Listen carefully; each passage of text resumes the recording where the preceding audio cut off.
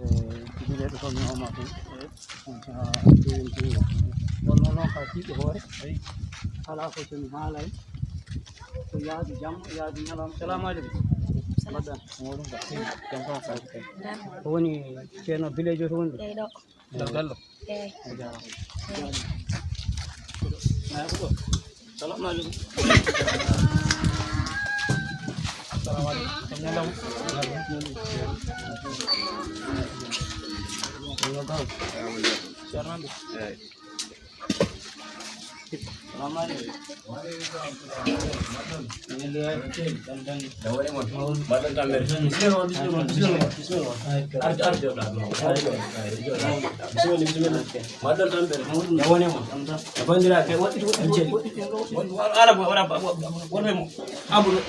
Madonna dum jambolo madon tan jamoni kureji maj madon e on ngare nan wurngede madon ko jambolo galleji mawdum alhamdulillah jam tan masallah cen ko umdal ko ngal dara no fufu wo ormem o bare se la ormem ay ne ormem dum ne ya bismillah haalimi tan bi joni mi anda to be jaano yaaduji jamma yaaduji nyalawma min ne tonnimiri makko do ko ñibi jaggal non kono wiɗi arti hakkille kanko noon ko yaaduji ittuni wanni ittuni joni fiɗama joni temedere ujunere en firima en huɗo joni o anda no keɓirani o anda mi ɓurto ɗacci o anda ko mbaɗami joni noon mi dogi ha mi tambi mi namnima alhaalima ɓe mbi aɗa ɗo mbimi joni noon mi arani mi ndaara kanko dana kam jungo temedere ujunere worno temedere ujunere ferimende eyi ɓuri majjere kono ɗum woni majjere sa arno ɗo ay ɓoyta toon wallahi tambi wonno abga joɗɗo ɗeƴ seeɗa ɗeƴ sukaɓe ɓen sii koye on ballat ɓe paama bisimilla moon joni noon bisimilla moon no ƴeewita min mbeɗa ƴeewira de temedɗi kon mbewa waɗan ɗon temedere ɓaade koye koota wona mo usta perade seeɗa bisimilla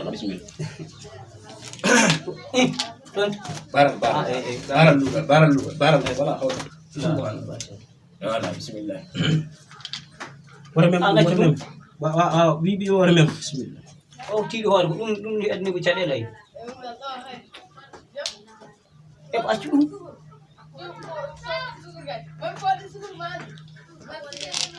nangu yabere o firti nangu yabere nangu o wonde jinneji o mo yiɗa wonde jinneji mo nangu yabere tan ma fi sallallahu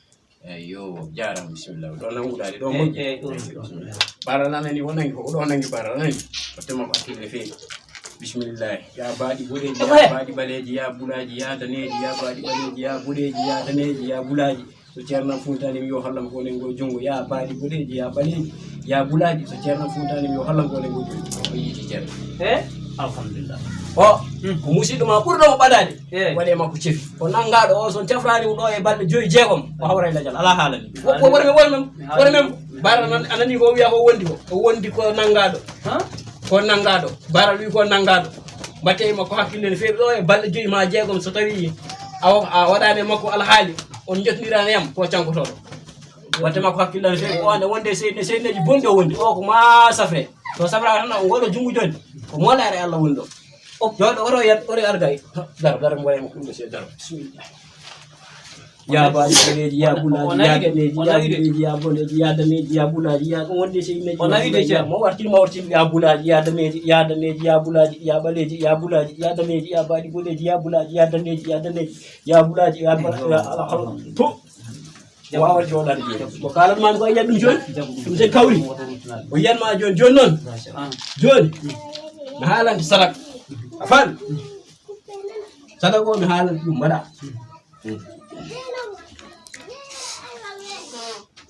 sadak o ngaari ɓaleeri jarooji 60 ujunere a faami ko ɗum gaddata sa addi ɗum fuɗɗa nadde golle a faami o ko nangaɗo sa yawani makko ko ɓiye sa yawani makko joni o sanko a faami mbeɗa wawi sawridema noon ha sella kono sadak o 60 ujunere e mbeɗa usandema munde